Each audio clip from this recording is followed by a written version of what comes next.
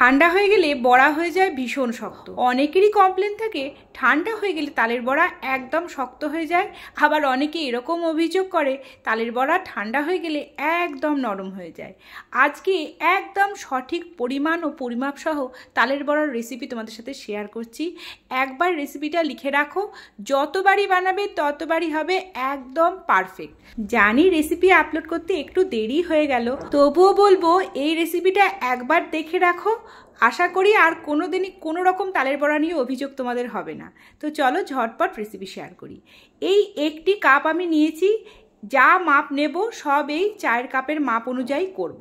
তো একটা নির্দিষ্ট কাপ তোমরা সিলেক্ট করে নেবে, তার জন্য মেজারিং কাপের কোনো দরকার নেই, বাড়ির চায়ের কাপেও কিন্তু কাজ হয়ে যাবে।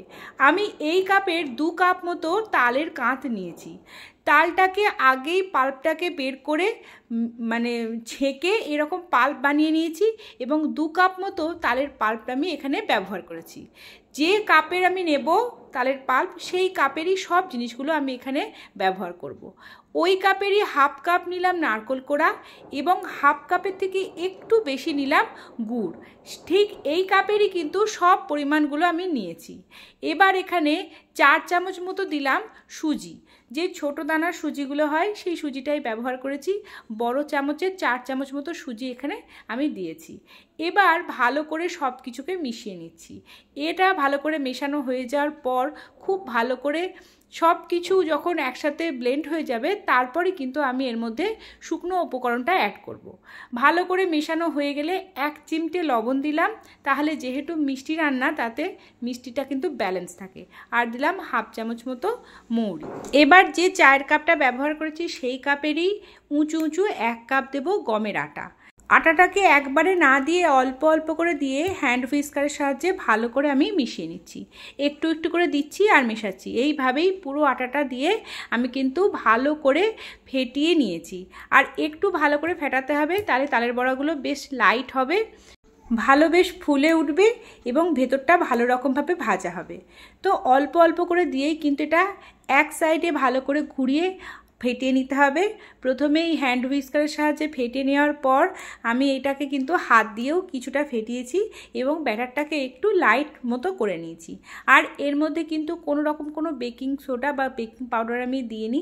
হাতের সাহায্যে ভালো করে ফেটিয়ে এই ব্যাটারটাকে একটু লাইট বা হালকা করে নিয়েছি।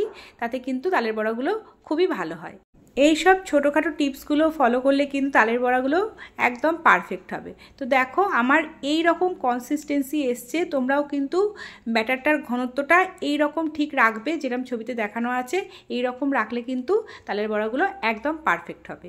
এবার মিডিয়াম গরম তেলে আমি বড়াগুলোকে দিয়ে দিচ্ছি এবং আমি একটু ছোট ছোট টাইপের বড়া পছন্দ করি বলে আমি একটু ছোট সাইজের দিয়েছি। তোমরা যে যেমন পছন্দ করো সেই রকম সাইজের দিও, তবে একটু ছোট ছোট করলে খুব ভালো রকম ভাজা হয়, ভেতরটা কাঁচা থাকে না। হাই ফ্লেমে ভাজবে না, তাহলে কিন্তু ওপরটা পুরো রং চলে আসবে আর ভেতরে ভালোভাবে রান্না হবে না। তো মিডিয়াম ফ্লেমে ভালো করে এপিট ওপিট করে একদম গোল্ডেন করে আমি এটাকে তুলে নিয়েছি। আর ভালো করে নাড়িয়ে চাড়িয়ে দিতে হবে যাতে এক পিঠ রং হয়ে যায় আরেক পিঠ একদম সাদা না থাকে। তো এইভাবে ঘুরিয়ে ফিরিয়ে কিন্তু ওই মিনিট 5-7 ধরে মিডিয়াম ফ্লেমে ভালো করে ভেজে নিলে কিন্তু বড়াগুলো তৈরি হয়ে যাবে। আর তোমরা যদি মৌরির ফ্লেভারটা পছন্দ না করো তোমরা স্কিপও করতে পারো, তবে তালের বড়া বা তালের মালপোয়ায় মৌরির ফ্লেভারটা কিন্তু বেশ চাই, তো সেই জন্য আমি মৌরিটাকে ব্যবহার করেছি। তো দেখো মিনিট 7 বাদে এইরকম কালার চলে এসছে আর আমি কিন্তু এবার তুলে নিচ্ছি। এইভাবেই কিন্তু সব বড়াগুলোকে আমি ভেজে নিয়েছি। আমি অল্প অল্প করে দিয়ে ভেজেছি। তোমরা যদি তেল আরও বেশি দাও একবারেই অনেকগুলো করে দিয়ে ভেজে নিতে পারো। আর ফ্লেমটাকে অবশ্যই মিডিয়ামে রেখো, তাহলে বড়াগুলো কিন্তু দারুণ ভাজা হবে। আর যে যেমন কড়া পছন্দ করো সে তেমনভাবে ভেজে তুলে নেবে।